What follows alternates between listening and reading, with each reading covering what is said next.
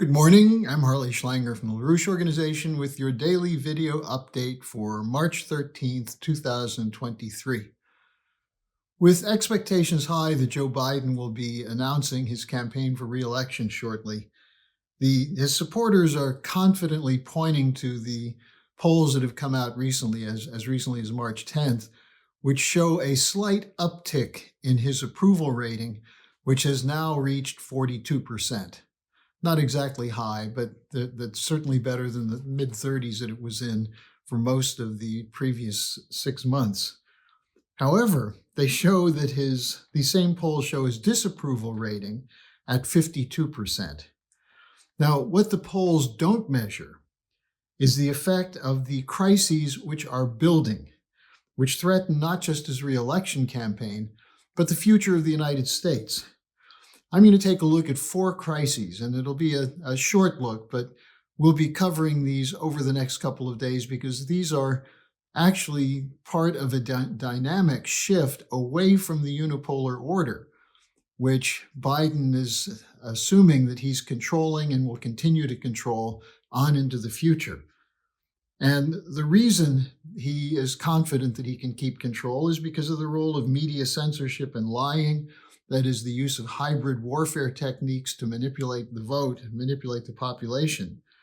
Also, you have the Democrats engaging in vacuous cheerleading, but you also have the Republicans impotent, unable to present a serious alternative policy to what Biden is doing.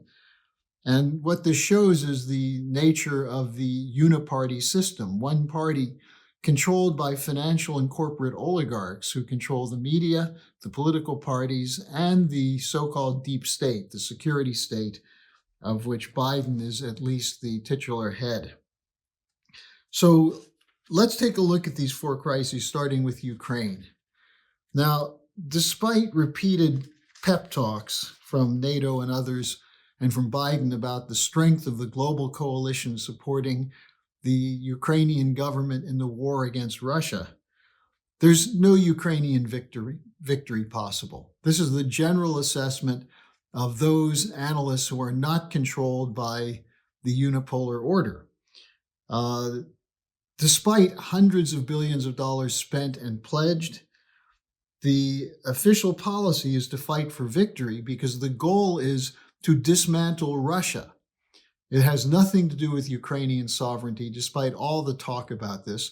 From the beginning, it's been an effort to dismantle Russia for geopolitical purposes related to the continued control of the City of London and Wall Street through the forces of NATO as a unipolar rule-based order.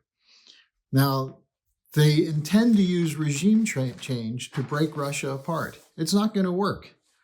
It's highly unlikely. But what we're seeing is the population of Ukraine is being killed off. Now, what is obvious is there should be negotiations. Diplomacy should come to the fore. But neither Biden, nor NATO's Stoltenberg, nor the European Union's von der Leyen, nor Zelensky and the neo-Nazis in his defense and security apparatus that support him are willing to negotiate. There was a proposal put forward, a very serious, positive proposal from China, which was rejected outright by the Biden team and by NATO.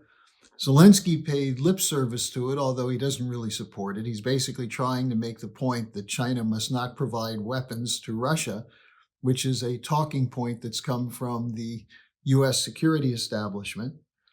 But we have a situation where Ukraine and NATO are running low on weapons, on resources, on an industrial capacity for resupply. At the same time, you have instability stalking European governments. In France, you had 3 million people on the streets last weekend protesting the Macron government's economic policies, but also the war.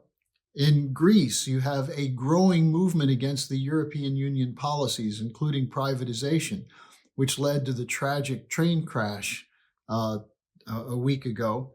On March 16th, there'll be a general strike march in Greece, and the government is increasingly weak. And then you have the opposition to the war from the global south, which I've covered repeatedly, so I won't repeat today. but there's no global coalition for this war in Ukraine. Now, the second issue is China. There's been a buildup or an attempt to build up global NATO to take on China for allegedly being aggressive, for pursuing a unilateral takeover of Taiwan, when in fact the world recognizes Taiwan as part of China. Instead, we're seeing a buildup of NATO in the Indo-Pacific, although it's not a very impressive buildup and it's not unified. Now, this just hit a huge snag with China's outflanking the policy through its role in negotiating a rapprochement between Saudi Arabia and Iran. Perhaps you've heard about this. It's not very prevalent in the press, but this represents a victory for China's global security initiative and for the Belt and Road Initiative. Because what they did is they went into a situation which was a classic geopolitical spark that could be triggered by the Anglo-American forces who have been running wars and destabilizations and regime change in West Asia, which is called in the United States the Middle East. But they've been running these for a long time. And at the center of it has been an attempt to use a Saudi versus Iran alliance, Saudi being the center of Sunni Muslim religion and Iran the Shia. And this went into a proxy war in Yemen, a vicious, dangerous genocide of the people of Yemen. Well, all of a sudden, the Chinese bring the Saudis and the Iranians to Beijing, and they announce a rapprochement, reopening diplomatic ties, embassies in each country. And underneath it is a proposal that has been our proposal for a long time of Middle East development. The idea of a major economic input for infrastructure. And this goes back to Lyndon LaRouche's proposal from 2002 at a conference in Dubai, where he said that a unified economic policy for infrastructure development is key for peace for the world, but especially for this region in Southwest Asia.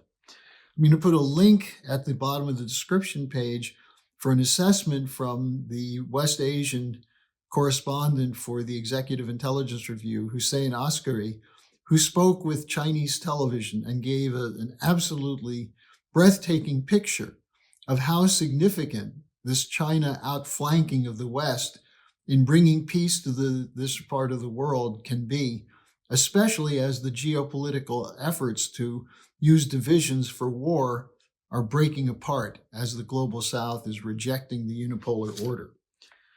Now, the third issue is the Nord Stream issue. You know, it's not going to go away. You can put out any story you want. You can attack Seymour Hersh all you want. Hersh has a sterling reputation, much more so than his critics.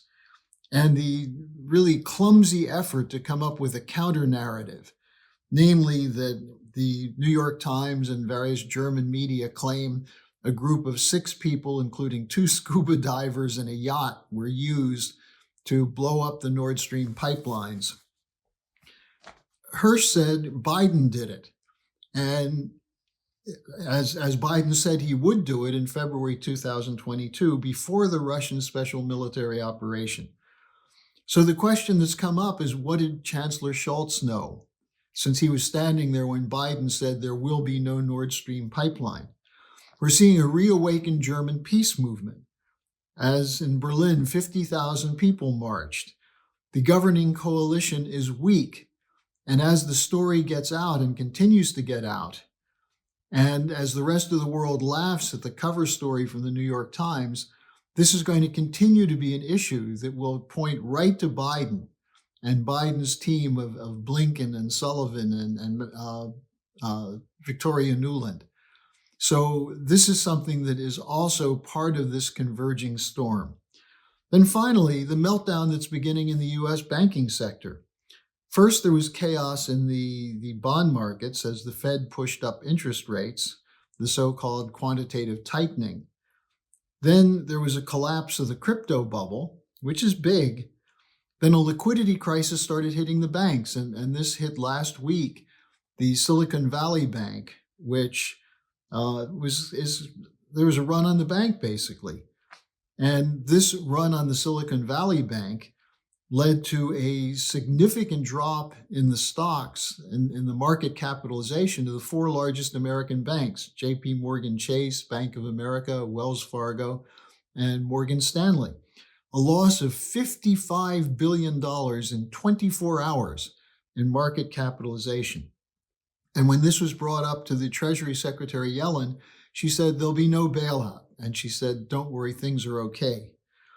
Well, at the Silicon Valley Bank, 85% of the accounts are uninsured by the FDIC, which means that as the bank, if the bank is shut down, as it's at least temporarily shut down, that these the clients, the 85% of their clients, which make up tech firms and startups, will not get bailouts.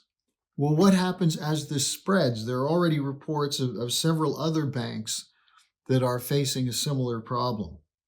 Now, the real problem here is not with one bank or another. It's with the whole banking system and the failure after the 2008-2009 crash to accept or introduce competent banking regulation and a shift in policy away from speculation toward physical economy.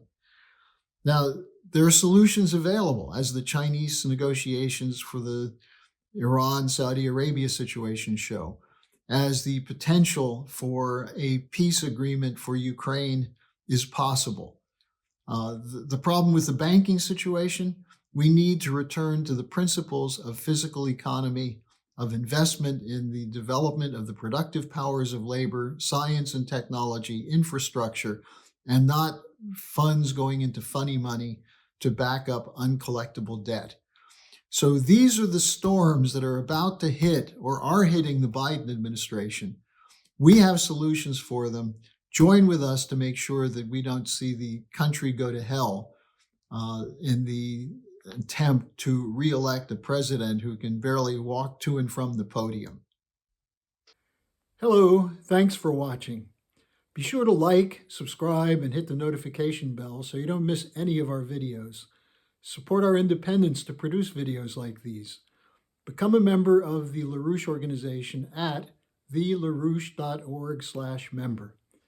By becoming a member for $25 or more, you'll get special access to the EIR Alert Daily Briefing and Weekly Magazine, which is what I read to stay on top of things.